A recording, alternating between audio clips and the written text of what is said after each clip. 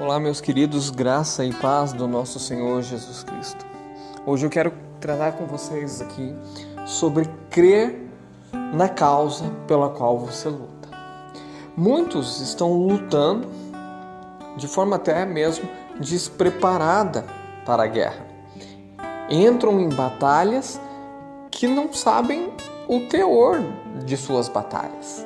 Em Efésios capítulo 6, vai nos dizer que a nossa luta não é contra a carne, não é contra sangue, mas é contra os principados, as potestades e os dominadores que agem nas regiões celestes.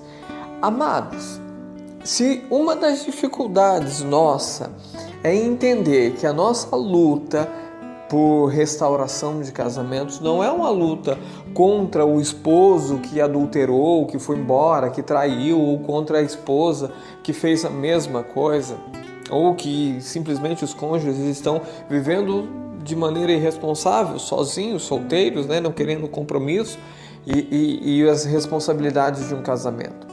Se, por um lado, há uma dificuldade muito grande de nós entendermos que a luta não é contra eles, propriamente dito, mas é contra as potestades, contra os dominadores deste mundo de trevas, por outro lado, também há uma grande dificuldade de entendermos a real vontade de Deus para as nossas vidas. Eu estive meditando hoje a respeito disso, e tentando entender por que é que tantas e tantas pessoas estão lutando sem sequer acreditar na possibilidade de que seus casamentos serão restaurados. E Deus me levou para a palavra de 1 Samuel, capítulo 17, o versículo 24, que vai dizer exatamente sobre a posição de soldados preparados, armados, bem equipados, que vão se deparar contra um gigante, Golias. Amados, vamos entender que Golias era gigante. A própria palavra vai dizer isso, Gigante, alguém de uma estatura bem elevada do que a normalidade. Mas você também há de convir comigo que eram inúmeros soldados, inúmeros. Então, muitos soldados poderiam deter, armar emboscadas, travar estratégias ali e deter o gigante por maior que ele seja. Vários soldados conseguem fazer isso. Mas deixa eu te dizer uma coisa, que quando você vai para a guerra, não importa a quantidade de pessoas que vai para a guerra, não importa o armamento que se vai utilizar na guerra, não importa o quão treinado você seja, se você não acreditar na causa da sua luta, você não vence, você perde antes mesmo de lutar. Se você não acreditar, você já é derrotado. A Bíblia vai dizer em 1 Samuel 17, 24, que todos os israelitas, vendo aquele homem, fugiam de diante dele e temiam grandemente. Havia um temor muito grande e se fugia dele. Todos os israelitas, o povo de Israel, todo ele fugia. E esse todo inclui a população, os civis, mas inclui também o exército. E havia até uma recompensa, casar lá com a filha do rei, ter a casa de seus pais livre dos impostos, um grande tesouro. Enfim, havia uma recompensa e, além do mais, a causa pela qual eles lutavam era livrar o povo. Mas, amados, a gente precisa entender que esses soldados, eles apenas cumpriam ordem, eles apenas exerciam o papel de mandados, de subordinados. Eles não acreditavam realmente na causa, eles não vivenciavam a causa. Tanto é que o jovenzinho, pequenininho Davi, vai ouvir os insultos do gigante e vai dizer: quem é esse incircunciso? Quem é este para atentar contra o Senhor e o povo do Senhor? Perceba que Davi não era ninguém propriamente dito para lutar contra contra o gigante Golias. Muito pelo contrário, na normalidade ali, nos homens comuns, ele era mais baixo ainda que um homem comum. Ele era ainda mais baixo do que um homem normal, menorzinho e despreparado. Ele nunca tinha servido, ele nunca tinha ido para a guerra. Saul ainda vai tentar colocar a armadura, ele vai dizer: não quero armadura.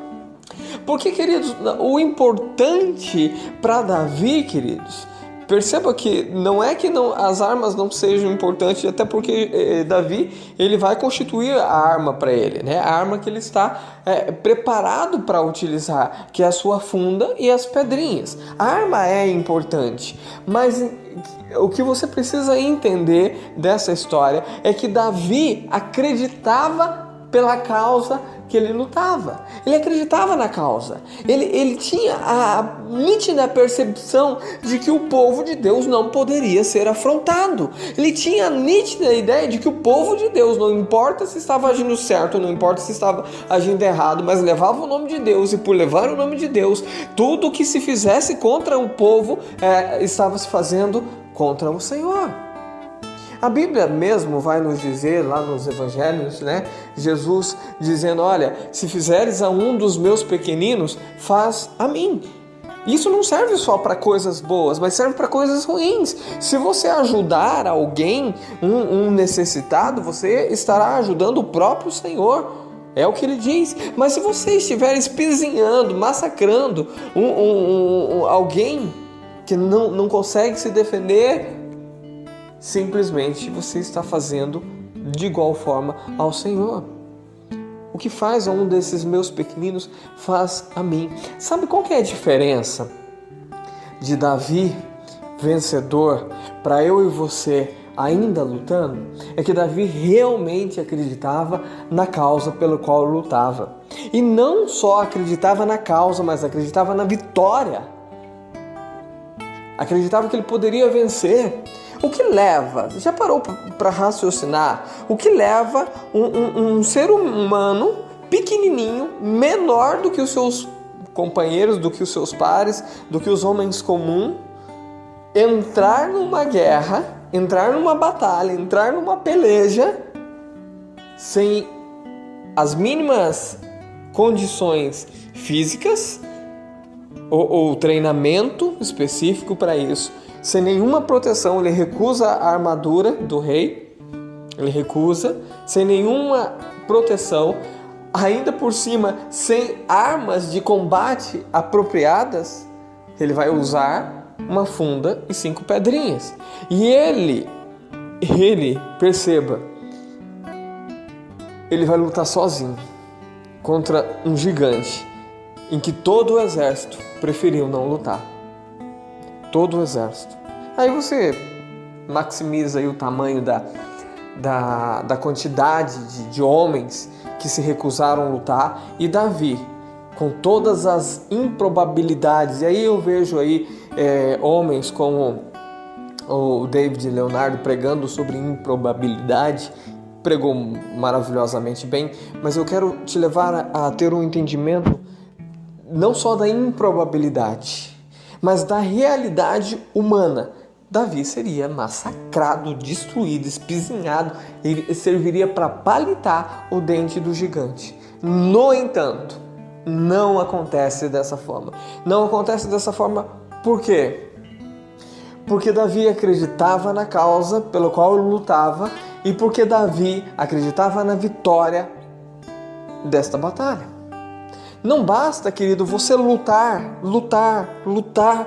porque se você lutar sem acreditar na restauração do seu casamento, mas antes de acreditar na restauração do seu casamento, você precisa lutar da maneira correta e acreditar que o seu casamento vai ser restaurado, porque Deus é um Deus de aliança e que Ele foi testemunha da sua aliança, da sua primeira aliança. Quando você se casou pela primeira vez, a Bíblia vai dizer que eu, o Senhor, fui testemunha da aliança da tua mocidade. Quando Deus é testemunha da tua aliança, significa que Deus está dando o aval dele, significa que Deus está concordando com aquilo, significa que Deus está dizendo, olha, não tem impedimento para que essa aliança venha a ocorrer, então ela vai ocorrer normalmente e eu estou dando o meu aval, eu estou assinando embaixo, eu estou endossando esta aliança. Quando Deus faz isso,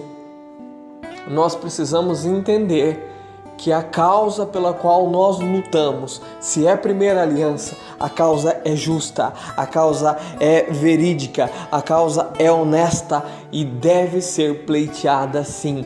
E aí quando você acredita que deve lutar pelo seu casamento, porque você está em primeira aliança, a palavra de Deus fala sobre primeira aliança, quando você acredita, sem sombra de dúvidas, e aí você acredita que você vai vencer, você vence. Você vence.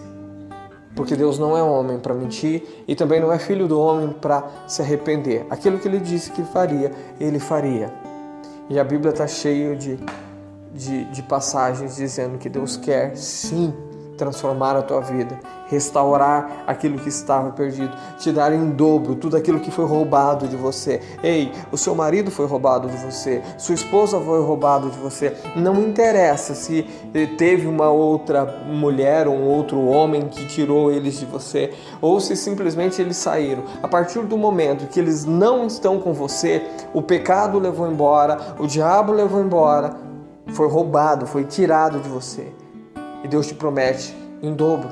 Eu já ministrei isso aqui. Agora, o que você precisa entender é que a causa pela qual você luta é uma causa real.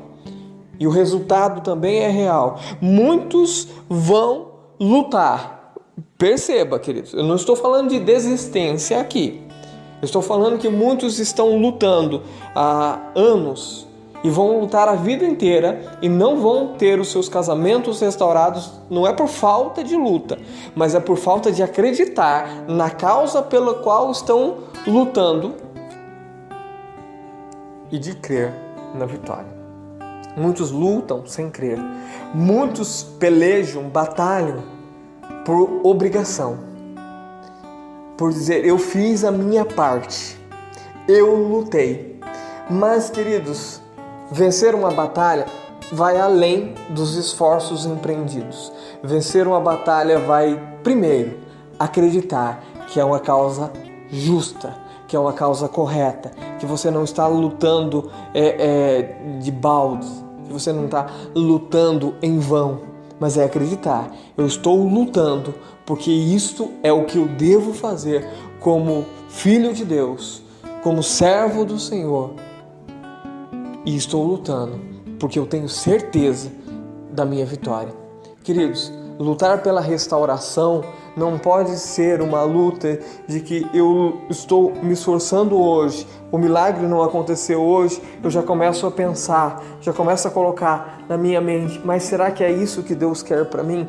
Ei, filho, não, você não tem que pensar isso. Você tem que racionalizar as coisas e não sentimentalizar, não partir para o emocional ou para as evidências. Racionalize as coisas. Deus diz, não é bom que o homem viva só. Bom, não é razoável que você viva só. Deus não te quer sozinho. A Bíblia vai dizer que Deus faz com que o solitário viva em família. Você está sozinho, filho. O que Deus quer para você? Que você viva em família. Com quem que você vai viver a sua vida em família se você não pode ter uma outra pessoa, já que o seu marido mandou você embora, já que o seu marido te repudiou, já que tua esposa te repudiou e você não pode ter uma outra pessoa? É fazer uma racionalização da coisa. Poxa, não posso me casar novamente. E Deus diz que não é bom que eu fique só e que Ele vai me fazer viver em família. Então, peraí. É com ele, é com meu marido que eu tenho que voltar. Olha aí a busca por restauração. Você não precisa esperar aparecer lá no texto bíblico: eu, o Senhor, quero a restauração do casamento do Joãozinho e da Maria. Você não precisa estar discriminado, querido. Você precisa ler a palavra de Deus, fazer uma análise sobre o que a palavra dele diz, porque daí você vai entender quem é Deus e o que Ele quer, qual é o projeto dele. O projeto dele é simplesmente que nós venhamos a ter um casamento que reflita o casamento dele com a igreja. Deus nunca vai abandonar a igreja. Nunca. Por que é que nós abandonaríamos e teríamos outras pessoas na nossa vida? Lute sim, batalhe, se esforce, mas antes de batalhar, antes de lutar, antes de se esforçar, acredite na causa pela qual você vai lutar e creia na sua vitória. Que Deus abençoe a tua vida.